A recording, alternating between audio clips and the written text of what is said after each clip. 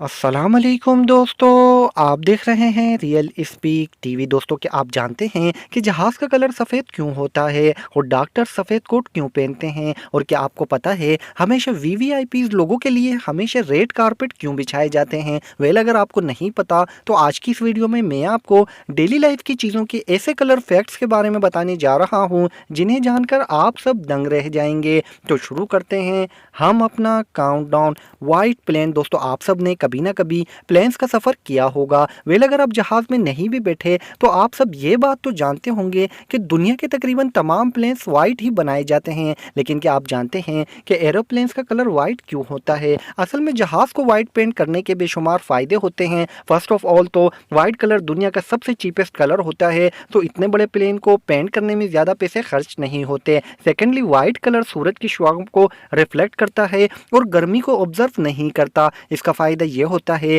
कि प्लेन की बॉडी ज़्यादा गर्म नहीं होती और इससे जहाज़ के अंदर का टेम्परेचर नॉर्मल रखने में आसानी होती है। इस वाइट कलर के प्लेन का एक और बेनिफिट ये भी होता है कि इस पर क्रैक्स, डैमेजेस और किसी भी तरह के स्क्रैचेस को ईजिली स्पॉट करके क्लियर किया जा सकता है। इसके अलावा अगर जहाज़ पिंक, रेड, ऑरेंज या फिर किसी भी कलर में होंगे तो इतने क्लीन कभी भी नज़र नहीं आएंगे जितने के वाइट कलर में आते हैं। वेल, इससे पता चलता है कि वाइट कलर रियल में बहुत बेनिफिशियल होता है।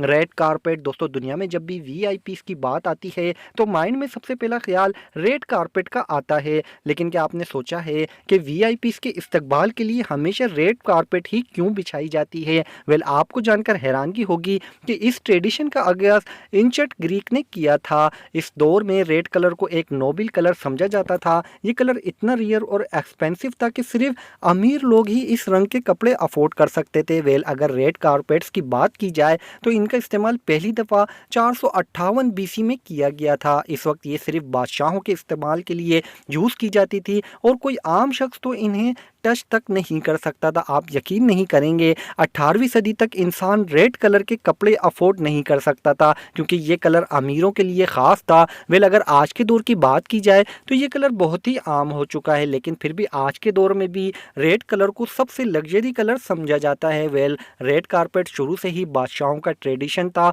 और आज भी अमीर लोगों के लिए ये ट्रेडिशन ख़त्म नहीं हुआ।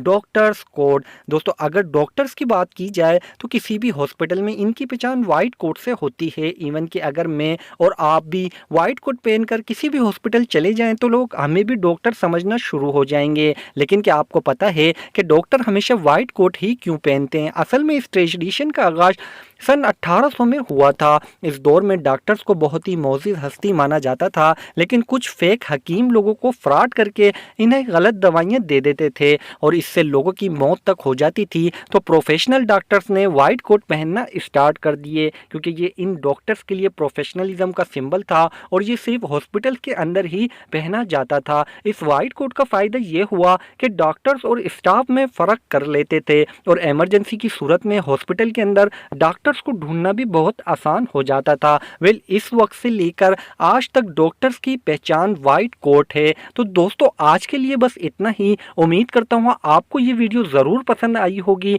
नेक्स्ट वीडियो तक के लिए इजाज़त दें। अल्लाह हाफिज़।